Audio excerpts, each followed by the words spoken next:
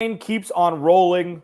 Arizona Cardinals offseason up to this point. Kyler Murray contract talks. Benjamin Allbright is going to join me. We're going to talk all about it. Locked On Cardinals. Here we go. You are Locked On Cardinals, your daily Arizona Cardinals podcast.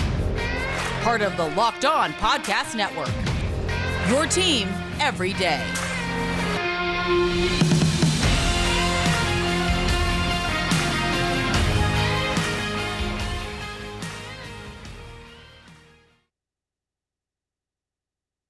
Clancy here, going live on a Thursday, just because it's different. Follow me on Twitter at Clancy's Corner. Follow the podcast at Locked On AZ Cards. Please subscribe to the YouTube channel as well. Thanks for making Locked On Cardinals your first listen each and every day. Free and available on all platforms. Today's episode is brought to you by Blue Nile. Make your moment sparkle with jewelry from BlueNile.com. And Locked On Sports listeners get $50 off purchases, $500 or more. This podcast exclusive includes engagement as well. Use code Locked On at checkout. Got a jammed show today. There's a lot going on. The offseason has been confusing, as I mentioned yesterday. And it's something that I've been struggling with, trying to find the storylines of what the hell the 2022 NFL season is going to look like. Somebody that could potentially shed a little bit of light into that is joining me now. Benjamin Allbright at Allbright NFL. Dude, thanks for joining me. I appreciate it. No problem, man. How's it going? Good. So, okay. First off, you're in Denver, okay? And you're all over the iHeart affiliate there at KOA Colorado, Broncos Insider, national, insider as well. You do a whole lot of things here. First things first, this offseason, in a nutshell, it's confusing for the Arizona Cardinals, the right adjective to use, or would you use a different one? I don't know if confusing per se is exactly the word, but there certainly are some oddities. I mean, it's been a situation where you had Kyler doing the bait and switch with the social media stuff, and his contract stuff comes out, his contract demand comes out or leaks out sort of, and he sort of gets laughed at a little bit. No way Kyler Murray's getting that kind of money. And then you get all these new quarterback contracts reset in the market real quick, and all of a sudden Kyler Murray at that number that he'd originally put out, something that looks cheap, still hadn't been the offer put out there. You get the head coach re-signed. The head coach and the quarterback share the same agent. Why can't they get the quarterback deal done here? So, there are some oddities or some peculiarities. I'm not 100% confused per se. I believe the problem lies with the Arizona front office and just not wanting to pay that amount of money. But there are other things that are going on with this too. Behind the scenes, some things have been leaked about Kyler Murray in terms of him as a person or a leader. There's been the fades down the stretch, and whether or not that's him, whether or not that's Kliff, they put the money into Kliff, so they got to believe that it's not him. So there are some things I think I think they're going to push the reset button here and say, okay, we're gonna give it one more year here, see what we got, and then we'll go from there. The problem with that is no matter what you do, if you're going to keep Kyler Murray at all, no matter what you do, the longer you wait, you're always going to pay more money, right? Because the floor is always going to be reset. Do they really want to wait till after Lamar Jackson gets his to pay Kyler? So I think that's the problem that I see here. For sure. At Allbright NFL, Benjamin Allbright, KOA Colorado, out in Denver, Broncos Insider, National Media Insider. So agreed. And there's a couple things that Kyler Murray is. He is an undersized quarterback. That's a fact. I mean, traditional quarterback. He's undersized for what a traditional quarterback looks like. That's a fact. Number two, he's the best young quarterback the Arizona Cardinals have ever had as an organization. That's a fact. And then number three is, if you're going to reframe the future of this organization and you have a guy that 23 other teams would call up, be like, I'll give you 3 first-round picks and 2 players tomorrow for, isn't that enough to say, you know what? This isn't Carson Wentz. This isn't Jared Goff. Paying early Kyler Murray saves you money, and it substantiates the foundation for the future of this organization. Like, isn't it that simple, even though the number is going to be bonkers? Or is there more that goes into this because of the downfall of the last 2 seasons? Like, is that held into account for a rookie scale quarterback? Well, yeah. So I agree with your premise. If a quarterback is that person, then yes, you pay them, and that should be enough. I don't know that Kyler is that person. I don't know that 23 other teams would, and they certainly wouldn't pay that much for him. He's very scheme specific. Like, he is a great quarterback, but there are some scheme limitations there with what he does as well. So I don't know that all the teams would be doing that, and I don't think that would be the price tag that if they were to trade, that's what they get. And I think that's what Arizona's kind of banking on or counting on, is saying, look, you have a limited market. You have a coach here, head coach here, who's running a scheme that's very specific to you, and this is the reason you're succeeding. Whether that's true or not, that's kind of what Arizona as an organization is kind of sort of banking on in these negotiations. That's the nature of negotiation. Well, you're successful because we make you successful, right? And you're like, nah, I'm successful because I'm good, right? Like, that's the nature of negotiation. So I sort of get where both sides are coming from on that. I think that there's some truth to that, though. I think that, I mean, you were just talking about it. Kyler's probably the best young quarterback Arizona's ever had. Maybe second to Jake Plummer, if you count that. I don't know, but one or two, depending on how you look at it. So, like, for me, if you're going to put the faith in Kliff and you put the money into Kliff and you resign Kliff Kingsbury, then now you have to say, okay, is Kliff the reason? Because if he is, then do we need Kyler?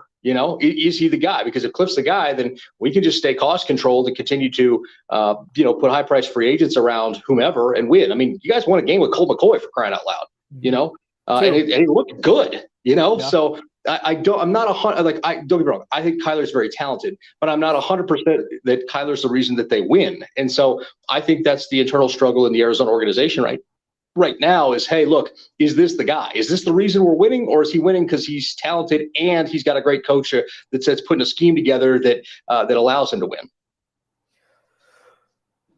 Trevor Siemian, Paxton Lynch, etc. in Denver for all of Vance Joseph's head coaching ship there. When you don't have a quarterback, that's worse than overpaying a quarterback that may not be the guy, if you think, in my opinion. Or it's equally as worse. If you don't have a quarterback, you're not going to win in the NFL. So, like, he's going to be an NFL quarterback, barring injury and barring, whatever, wanting to build a video game empire at 30 instead. Like, he's going to be a quarterback for a decade, right? So, like, I understand the vitriol kind of behind you've seen enough to question if he shouldn't get paid. So why would you just go through it and just do something that's never really been done before and paying him a year early? The reason why I think is because the Cardinals need to. They are not a winning organization over the history of time. And I think that they've put themselves, they are in, like, Steve Keim sets up the ecosystem that forces him to make more moves because of the things he wasn't able to do before. And it's not a slight. He's had home runs, But right now, I know Kyler has flaws, and I'm not ignorant of that. And I just think at this point, this is the situation the Cardinals have put themselves in. So you kind of have to throw the rule book out. And I know that's irrational. Like, I get that that's irrational.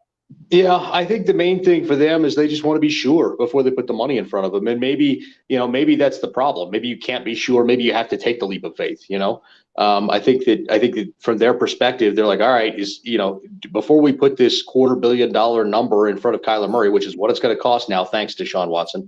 And, I think they want to be sure. I think they want to be 100% sure. And I'm not sure you can ever be sure in football. I mean, Pat Mahomes is a sure thing. Yeah, I get it, whatever. But you get the idea. Like, it's almost never that you can just be sure in football. And so I think in terms of throwing the rule book out, like you said that, I think you're sort of right, because you have to take a leap of faith at some point, like that you have to take the leap at some point. And so, for me, if you're even leaning 60-40 that Kyler is the guy, and they should be leaning at least 60-40 that he is at this point, then you pay him, because all you're doing is costing yourself money long term.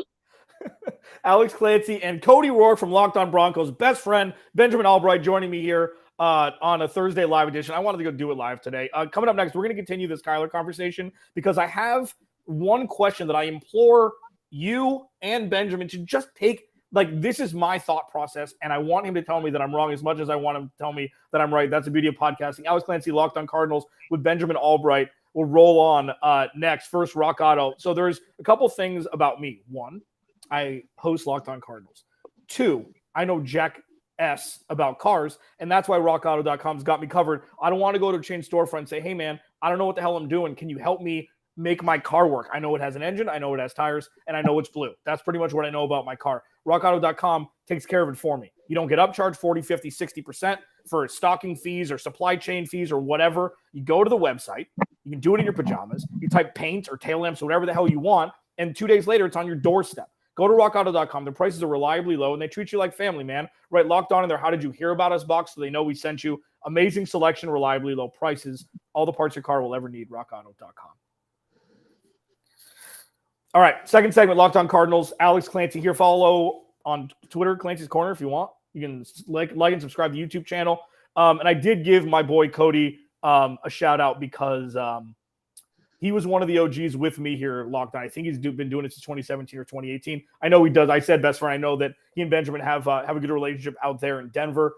And if you want to have an Adam Schefter cameo and you don't want to pay the fee, I can hook you up. And I know it's a thing. Like Cody Rourke, check him out. First of all, he's a great Twitter follow. He's incredible. If you like Yellowstone, he's the biggest fanboy of Yellowstone, and he sounds exactly like Adam Schefter without trying to. And it's just cool. So if you want a cameo, you don't want to pay for it, I'm sure Cody will hook you up for $20. All right. So Kyler Murray, is he the guy? And I know from a national perspective, that's why I'm having Ari Meirov from Pro Football Focus on tomorrow. I'm going to ask him the same thing because I have national media members on because I want to know what really goes through their mind when they have to talk about the Cardinals or when they are excited to or when they just don't think about them at all.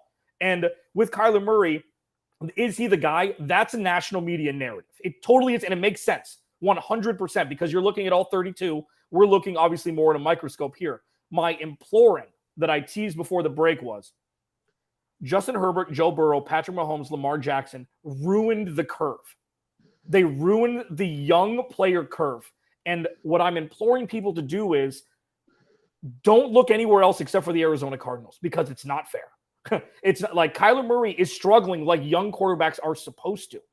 Russell Wilson, that we're going to talk about in a second, was drafted into absolute royalty with zero pressure to perform. And I know that's not fair. That's not absolute, but he had one of the best running backs of all time. He had a great offensive line before they traded Max Unger. And they drafted when John Schneider still knew how to draft, had the Legion of Boom on the other side of the field. So it was the Ben Roethlisberger elixir of defense, running back, win a Super Bowl.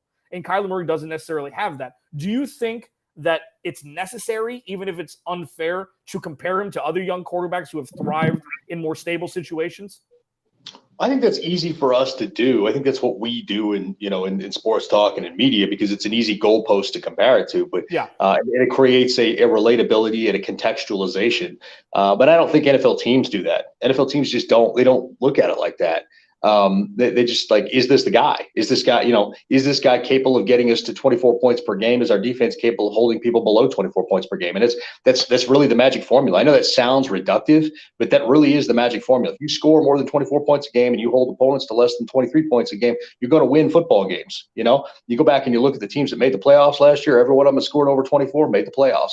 Every one of them that didn't. The only team I think that made the playoffs that didn't score 24 a game, I think was Tennessee. So it really is that reductive and that simple. At the end of the day, is Kyler Murray capable of putting 24 points up every game? And in that scheme, I tend to think yes, especially with the weapons they surround him with. Nuke Hopkins, even though he's whatever, but is one of the best out there. I thought Rondale Moore showed some flashes. I think he can really be something. AJ Green was good for what he was, and then bringing in the tight end there was just a stroke of genius. In the middle of the season. You think so? Zach Ertz. Yeah. I do actually. I think so. And then of course, they added this offseason. So they've got the weapons. They've got the weapons. I feel like they've got the line. I feel like they've got the scheme. It's just a question of it all gelling at the right time and coming together. And you look at, it sounds weird to compare it to what they did in Buffalo, but it kind of is the same thing with Josh Allen, where you've got the continuity, you start adding the weapons, putting the pieces together, and then, by year 3, you want to see it work. Year 3, year 4, you want to see it work. You want to see it come to fruition, right? And so that's kind of the same plan there as far as that goes. And then on the defensive side of the ball, you try to put the best defense together you can. I thought Vance Joseph's done a great job. I know some people don't like him. I didn't like him as a head coach. I thought he was well out of his depth. But in terms of identifying talent and being a guy that can be a defensive coordinator, I think he's pretty good at that. And maybe he'll get another shot at head coach someday and be better at it. But I like what they've done on the defensive side of the ball. So with Kyler, I don't think you could compare him. Like, you're talking about comparing him and not to do that. I think that's the right mentality. Like, just throw the rest of it out. Throw all the rest of it out. Throw the Josh Allens, the Pat Mahomeses, all of it. Throw it all out and say, is Kyler Murray doing what it takes to win? Does he elevate the talent on this team, or is he elevated by the talent in the scheme? And when you answer those questions, you'll have your answer. Should you pay him or should you not? Yeah, but so at Allbright NFL, Benjamin Allbright joining me here live on Locked On Cardinals Thursday. You're a Kliff guy, I can tell. I mean, you think Kliff, you think this. Well, let me frame it this way: you think the scheme could be the reason for Kyler Murray and not vice versa. Like, you think do you think that other quarterbacks with his skill set could run this offense to the level, or do you think Kyler Murray takes that and elevates it? I think it's a symbiosis, but I also think that we have evidence that the scheme transcends the player, because Colt McCoy came out and shellacked, and put out and balled out in that scheme. And we all know Colt McCoy is he's fun, and Colt's a good guy. If you ever met him, he's a really good guy. But Colt's a very middling quarterback, if we're being honest. And so, I think that I think there's some evidence to point to that the scheme may elevate the player, and the talent around may elevate the player. And I'd like to find a way to get a better handle on that. But I think there's evidence to support that argument. As far as Kliff goes, I like Kliff, and I like the scheme that he's put together. Kliff's problem is his inflexibility. He doesn't change anything. And so by the middle of the season, when he gets figured out, everybody's figured him out. He doesn't change anything. And then all of a sudden you see the offense fall off. But then Kyler gets blamed for that. So it's a give and a take. There's a symbiosis there. And I feel like a player like Kyler, when it gets figured out, and a guy whose plus attributes are playing off schedule, then I feel like he needs to elevate at that point. He needs to take over. And I don't feel like he's necessarily done that. So I think there's a symbiosis. I think he's a good player. I think it's a good scheme. I think there's good talent. I'm just not sure which is the reason for the winning and which is the reason for the losing. Yeah, it's interesting. Move over Tom Brady and Bill Belichick. We've got Kliff and Kyler to talk about. Who's responsible for who? I do want to talk to you on the final segment about the Broncos and the Cardinals. And it's interesting. They play this year. Obviously, I think it's week 15, 16, something like that. I think so. But Vance Joseph, and I don't understand why more people don't agree with me about which it's fine, but I think that he's set up, if they take a step back, to be the scapegoat this year. And the reason why is, that's the look that I get one way or the other. The reason why is because Steve Keim, with his overcorrection from last year to this year, with all the offense, like Kyler, Kliff, here you go. No more excuses. Hollywood Brown, Trey McBride, like, it doesn't matter. You have every offensive player in the NFL. Like, you've got it all. And Rodney Hudson, we'll see. I mean, that's obviously a main cog in this, if he chooses to retire or not. But on defense, they lose Chandler Jones, okay? And they don't add anybody of real consequence. So you're looking at trusting Zaven Collins and Isaiah Simmons. Isaiah Simmons has shown flashes. I still remember the hit that he put on Cam Newton that ended up being a 15-yard penalty, and they lost the game. But his rookie, you're like, oh, that's in there. So it's just harnessing it. I think he's going to be a good player. I think he'll be a fringe Pro Bowl player. We have no idea about Zaven Collins. Is Byron Murphy a CB1? We don't know. Is Marco Wilson a CB2? We have no idea. We just know that Budda Baker is one of the best safeties in the league. That's the only thing that we know about this roster. And what we've seen from Vance Joseph is 2020, Chandler Jones goes out early season for the rest of the year. That defense gets better. Hassan Reddick gets paid. Marcus Golden, who they acquired, just continued to do the same thing. Vance Joseph elevates talent. Kliff Kingsbury, in my opinion, is not good at doing that. But when I look at this, moving forward with Vance Joseph, if they win 7 games this year and the defense gives up the over 23-point threshold, he's going to be looked at as the reason why the Cardinals took a backslide, but he's not given any more talent than what they had last year, and they lost the guy. So that's kind of where I'm looking at with that. So does that make, like, no, it makes perfect sense.